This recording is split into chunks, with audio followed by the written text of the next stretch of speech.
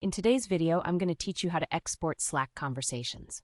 If you find this useful, consider subscribing and liking the video. Let's dive right into it. First, open the Slack application on your computer, or if you're using a web browser, just navigate to slack.com and log into your workspace.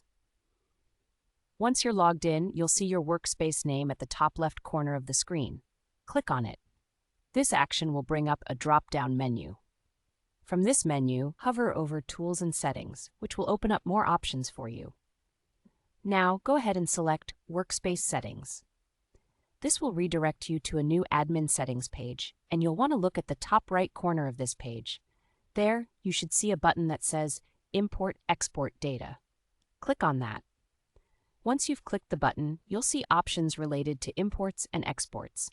Make sure you're on the Export tab at the top. This tab is your gateway to getting all the data you need. Now at this point, you'll want to locate the Export Date Range drop-down menu. This menu lets you choose the time frame for the conversations you want to export. You can select options like last 24 hours, last 30 days, or if you need a more comprehensive archive, you can choose entire history. After selecting your desired time frame, click the Start Export button. What happens next is that Slack will start generating a data package for you. This package will include all your messages and file links from all public channels in the selected time frame. It might take a little moment for Slack to prepare this data, depending on how much information it has to process. Once the export is complete, Slack will provide you with a downloadable link, which you can click to download your data.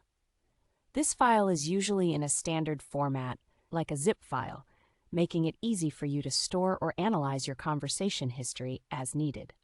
And just like that, you have successfully exported your Slack conversations. Whether you need this information for record keeping, compliance, or personal use, it's all right at your fingertips now. I hope you found this tutorial helpful. If you have any questions or run into any issues while trying to export your conversations, feel free to drop a comment below. I'll do my best to assist you.